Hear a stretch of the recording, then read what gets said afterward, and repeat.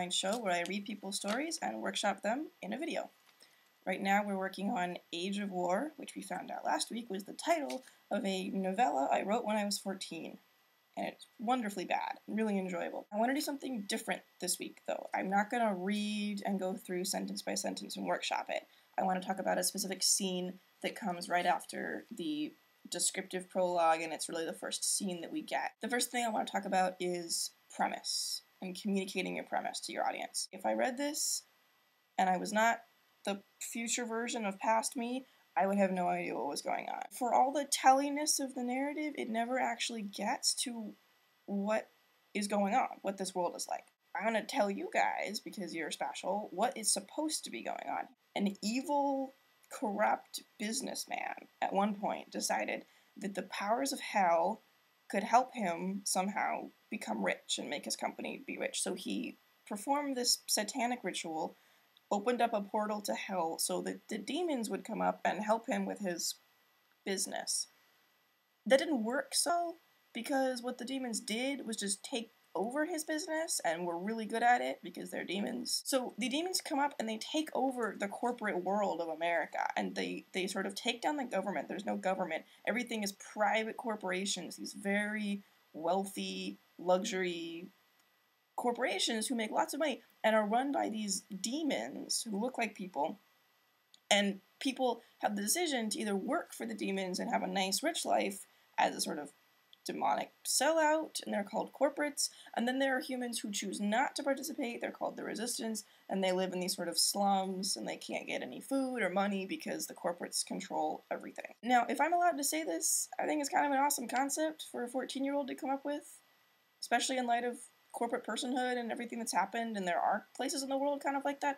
I was a very politically aware 14-year-old, and I hated authority, and I hated rich people, I guess. So that's an interesting concept, and a writer better than me could probably do something fun with it. I'm going to summarize this scene because what I really want to talk about is drama and tragedy in literature, because there's something very wrong here. There's something very upsetting about this piece, and if somebody had sent it to me and it wasn't mine, I would say exactly the same thing. So I'm trying to distance myself from this piece. What happens is the two girls, Neve and Kia, who they call Key, nicknames are cute, they have a new little brother. His name is Aiden.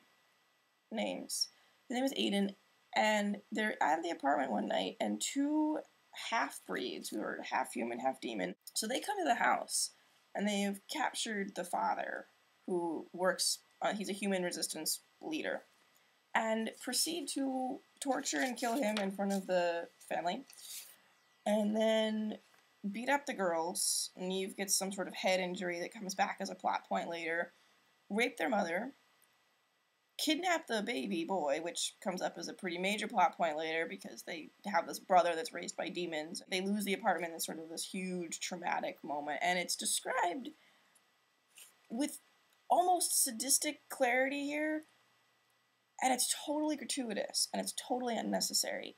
And this is something that drives me crazy in fiction. There appears to be a belief among young writers, especially, that if you add something horrifying to your fiction, it makes it better, it makes it more gritty or real, it makes you seem courageous, it makes your characters more dynamic. That's not how it works. If you have a boring story and you add a rape, now you have a boring story with a rape in it, and it's just gratuitous and inappropriate. It doesn't make it more interesting, it doesn't make your character more sympathetic, it doesn't make your story more exciting or dramatic. If there is no drama already, if there is nothing interesting, if there's nothing at stake, if your character's story doesn't matter to the audience, it really isn't going to matter once you do something horrible to your character. And I'm not just talking about sexual assault, I'm talking about everything I've seen thrown into stories just to make it more dramatic. You have homelessness, drug addiction, alcoholism, domestic abuse, suicide, all sorts of stuff. Everything that is sad in the world, people put it in fiction because they think a story is more important if it includes these things, or they think that their particular character will make more sense or be more interesting, and they're wrong 99% of the time.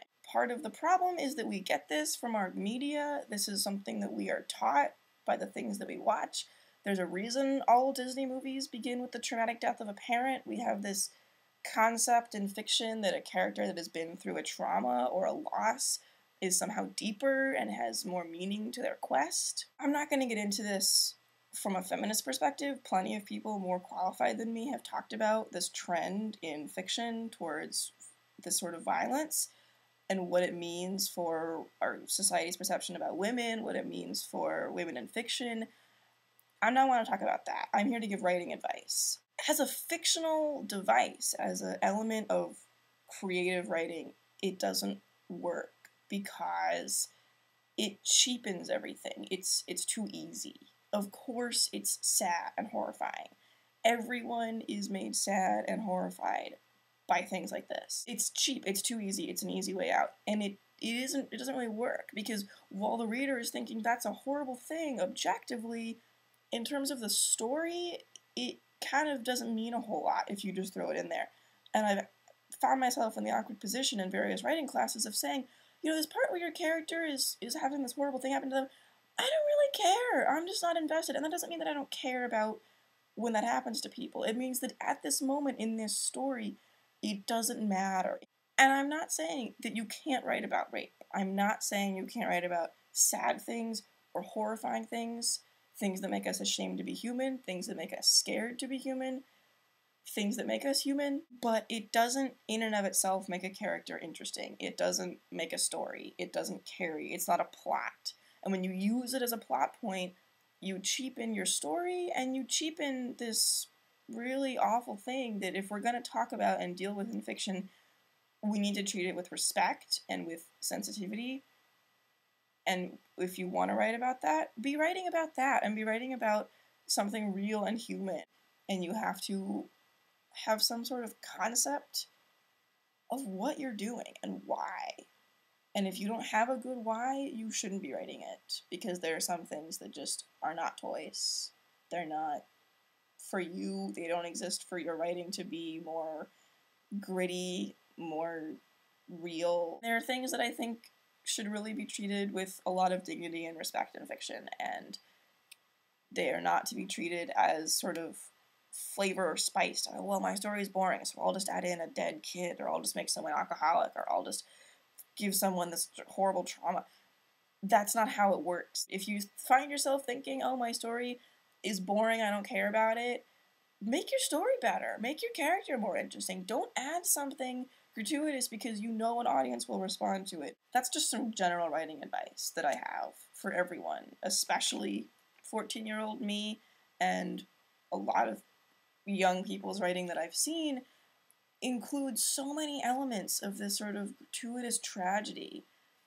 And it doesn't need that. It really doesn't. Some of the greatest stories in the world have characters whose problems are mundane or they're deeply sad, but not because there's something that's inherently deeply sad like this.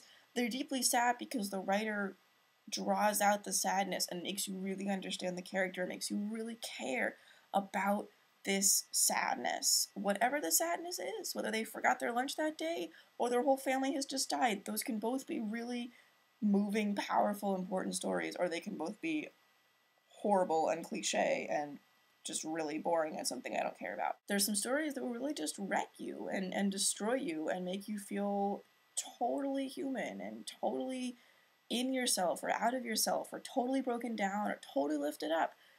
And they don't rely on shock value. They don't rely on anything like that. They are just really beautiful stories. Find a story that speaks to you and figure out why it's speaking to you and what's actually going on. And try and find a way to do that in your writing. Thank you guys. This has been an episode, a little unusual one, where I sort of talk about a concept instead of a story. I promise I won't do it with your story if you send it to me. Thanks for watching, and I'll see you next week.